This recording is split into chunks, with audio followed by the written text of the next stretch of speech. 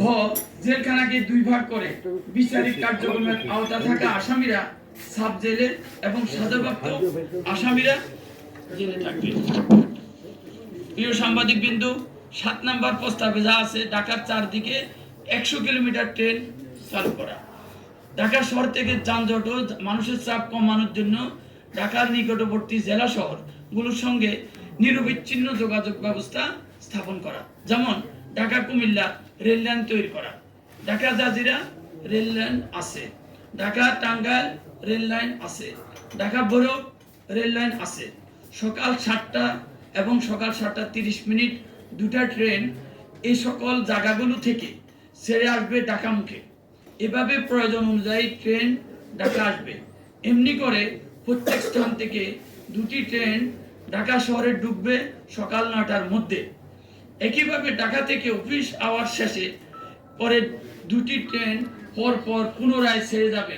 এতে করে ঢাকা শহর থেকে কমপক্ষে 20 থেকে 25% কর্মজীবী মানুষ নিজ এলাকা থেকে নিয়মিত যাতায়াত করে অফিস করবে, অথবা সাপ্তাহিক ছুটিতে তারা তাদের অনাবাদী জমিগুলো চাষাবাদে মনোযোগী হবে। ফলে কৃষি সম্প্রসারণের বিশাল বিপ্লব ঘটবে। সম্মানিত সাংবাদিকবৃন্দ, 8 নম্বর প্রস্তাবে ফুটপাত দখল মুক্ত করার প্রস্তাব। ফুটপাত দখল মুক্ত করে হকার পুনর্বাসন করা, যেমন ফুটপাত জনগণের সম্পদ, ফুটপাতে জনগণ চলাফেরা করবে, আর হকারদেরকে ফুটপাতে না বসাইয়া হলিডে মার্কেট চালু করা। ঢাকাকে 7টি জোনে ভাগ করে যেদিন যে এলাকায় মার্কেট বন্ধ থাকবে সেদিন সেই স্থানে হলিডে মার্কেট ওই এলাকায় উন্মুক্ত স্থানে করার ব্যবস্থা করা এবং সরকার হকারদেরকে সহযোগিতা করা। চালু করা, আপনারা জানেন নগর পরিবহনে কি আমাদের ঢাকা শহরের যানজটে কি বিশৃঙ্খলা হয়। বিশৃঙ্খলা কমাইতে হলে 1 নম্বর ঢাকা 2 সিটি কর্পোরেশনের মাধ্যমে নগর পরিবহন চালু করা। 1 নন এসি গাড়ি এবং 2 নম্বর এসি গাড়ি। নন এসি গাড়ি ভাড়া হবে 5 থেকে 20 টাকা, অর্থাৎ ভর্তুকি দেওয়া হবে। আর এসি গাড়ি থেকে যে পরিমাণ লাভ আসবে তা নন এসিতে ভর্তুকি দিবে। এই সুবিধা সাধারণ মানুষ ভোগ করবে।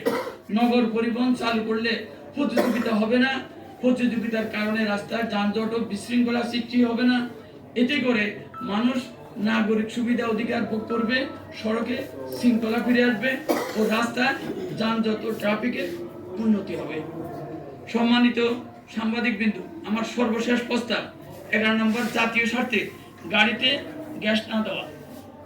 সিএনজি ছাড়া অন্য কোনো গাড়িতে যেন গ্যাস না দেওয়া হয়। গাড়িতে গ্যাস না দিয়ে যে সকল রপ্তানিমুখী শিল্প ফ্যাক্টরিতে গ্যাসের অভাবে উৎপাদনে বিঘ্ন ঘটেছে সে সকল ফ্যাক্টরিগুলোতে এই অতিরিক্ত গ্যাসকে সংযোজন করে উৎপাদন সচল করে সম্প্রসারণ করা। এতে করে